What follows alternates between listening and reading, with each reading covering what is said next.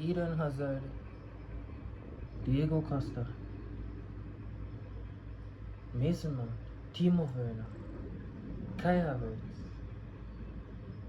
and now even Cole Palmer, Moises Caicedo, Enzo Fernandez, Reece James fall back in the same 13-year curse. No, me not say it's not possible for have one bulky team like Tottenham and City, but that's not really more than the past 4 or 5 years. But 13 years? How many generations? As P, Frank, wait, is Frank there? I don't even remember if Frank was there. I think Frank was at the end of it, about 13 years. Yeah. The end of it, bro. Him catch the beginning of that bullshit. 13 years. 13 years. I will have beaten these men at home, bro. Even for the past 3-4 seasons where they have not been great. Even though the downfall, like gutter, below the trenches, started 2 seasons ago. 4 seasons ago, they never great either. But, give them props with them. You know, they were still above us sometimes. In the past 13 years. So, you know, most times they were above us. But, on a European scale, on a trophy count level, what kind of better? But for some goddamn reason, when we step up to Old Trafford, everything goes out the window. Form goes out the window. Individual brilliance goes out the window. Goddamn confidence just gone.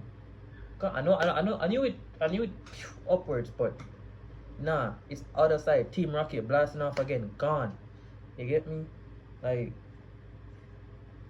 the time has to be now. We have to break that curse now. This year has to be the year we break the curse. 13 years for those who watch Attack on Titan. 13 years. Come on. You have to get the ref. Anyways, I'm just gonna leave that there. Honestly, with the way Manu been a move currently, I'm not gonna expect them to just roll over and die. Right? Of course, they have a fight. They have good signings. They have Cunha. They have Mbuemo, even though Cunha is injured. Intermission. I didn't know Cunha's back. My cousin just told me that Cunha's back. Alright, well, they have Mbuemo. Mount is starting to get back a little bit of form. Bruno is always good, even though I hate his guts. He's always good. That's partially why I hate him. If Casemiro is used right, but then again, he won't be used right. Kobe Mainoo won't be starting because Amorim doesn't think. He's too conceited to be corrected. Get me? That's how I feel about Man United on a broad scale. On a broad scale, they have the talent. I rate their players. I rated Anthony. I rate Rashford. Yo, you should have heard me yesterday shouting like I'm a Barca fan. I'm not a Barca fan. I dislike Barcelona. In high school, yeah, I did like Barcelona because I was a Messi fan. Still love Messi as a baller, but I've grown to, you know, appreciate Ronaldo a lot more and would sway more to that side. Anyways, my problem with Man United right now, Amorim too hard-headed. He wants to play fluid, but he sets up so rigidly. It's counterintuitive. You want to be water, but you set up like concrete. You're going stiff up. You're going hard. Yo, pause. Stiff up. Why? Bun up. Anyways, bun up. I'm not expecting a walk in the park, but I'm not expecting to drop 3 points or drop 2 points. I'm not expecting a draw, but I wouldn't be surprised if it was a draw. I'm high-key expecting a win, but not a thrashing. I'm expecting like a 2-0, 2-1, 3-1 event. I don't think Man United are... I think they're just honestly, they just don't click. They just honestly don't click. The tactics don't click with the personnel. The instructions aren't given to the correct people. You want an old man like Casemiro that's lost all his pace to be trekking back and forth. No, that's not him. You want Mason Mount to be a more reserved player instead of sending him forward to create attacking motions. Like, that's what Mount was used for. But you want him to be a more holding. You want a Conor Gallagher, go get Conor Gallagher. I don't understand why you're forcing players to fit when players that would fit, you force them out. The players that excel in certain areas, you try to utilize them in that area. And it's not even just the ones that you have currently. The ones that you forced out alone because they don't fit are forced out permanently. Hey, spoiler alert, Garnacho's in my starting 11. He's in my potential, our favorite starting 11. Bro, it's written in the stars. 13-year curse about to be broken. Come on. Alejandro Garnacho, man. Come on. I want that brace. I need that brace. Honestly, the keeper picks itself. Right back, I'm going with Reece James. I don't want to see Malo start. Not saying that Malo's garbage, but I need Reece to start. My captain needs to start. Get me? Malo can come on in the 70th and 65th, whatever. But Reece needs to start. He's needed, okay? Drive your ship, bro. Okay. So, center back, hot take. I'm not taking out Tosin. I'm keeping Uncle Tosin because I don't think Fofana is that much better. But I do know that Fofana is that much more hot-headed. And I don't really appreciate that right now. Going for the more cool, calm, collected. Yeah, I'm picking Tosin and Trevor as my partnership, honestly, instead of Trevor and Fofana. But it's whatever when it comes to that. It's interchangeable. It's not that I hate him. It's just that personality-wise, character-wise, I'm picking the cool-headed Tosin. Left back, Cuckoo starts. We can bring on Uriel Hato in the second half for, resting Cuckoo's legs. We haven't really had much time to rest our players, and it's kind of been showing because the brain lag, the muscles seeming like, oh, they can't really react as fast as they should. Man, them tired, but that's no excuse. Rotate the man them. There should be enough quality to be rotated. We move. Midfield, honestly, Buenanote, I'll give him a run-in. I'll give him another run-in. I would, however, also try Santos.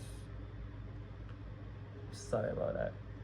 But I would try Santos with Buenanote, with Caicedo as well. Reason being, Caicedo is going to act as a kind of pivot between the two because, we need that old head. Even though he's young in the squad, he's still an old head. We have to remember that. Garnacho's on my left. Garnacho is on my left. I have seen enough. I rate him. I rate the mentality. I actually rate the physicality because even though, yeah, he might have cost them the goal. Brother. As if Joao Pedro could have done any better. As if Pedro Neto could have done any better. We need to stop attaching these imaginary... what's even a word? Expectations to these people. Like, that's not his role. He gives a shit, so he tries. And I appreciate that. What the hell is happening here? Yo, y'all saw that, right? Anyways, up with him. Up with him active. Y'all, I know y'all saw that. Striker, honestly, I'm still starting Joao Pedro even though he is tired. But I would bring on Mark Gu for a late cameo. Or if needed, send some corners over, send some passes over. Some, high balls over the top.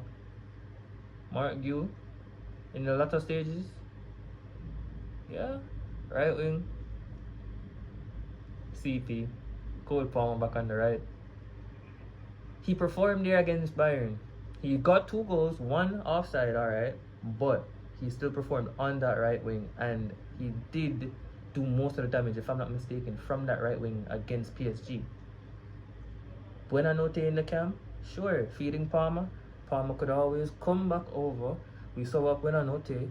We put on Esteval, so it's interchangeable. We could rock that, and that would counter Amorim's rigid style. He doesn't have the engines that are needed to run his boat.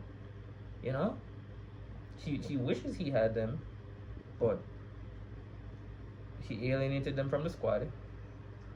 he doesn't start them if they're still in the squad, he's digging his own grave. And honestly,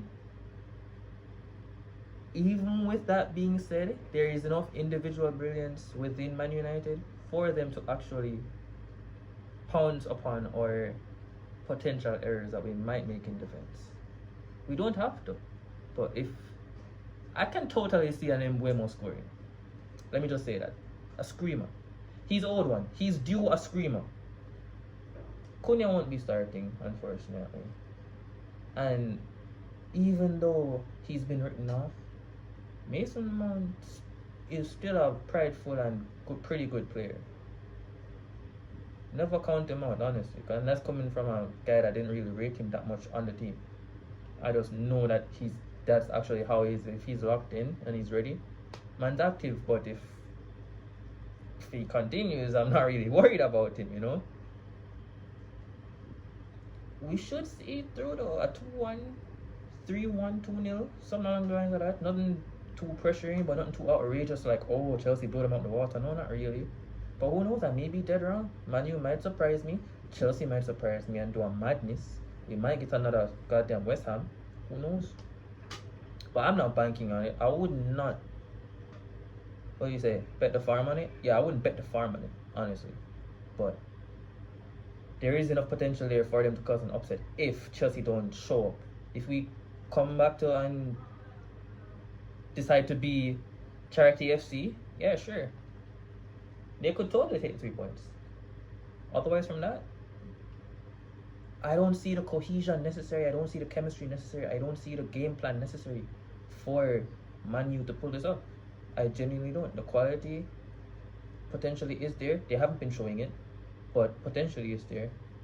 You could argue the same for Chelsea, even though we've had much harder fixtures than most of the other teams so far in Premier League and in Champions League. But I digress. Those are simply excuses. We know that someone has excuses right now. Yeah, but you know, I said what I said. I hope my outcome is true as can be. Hope I don't seem like a goddamn delusional Arsenal fan. I mean, you know, delusional person. But yeah, that's my 2 cents. That's what I think is gonna happen.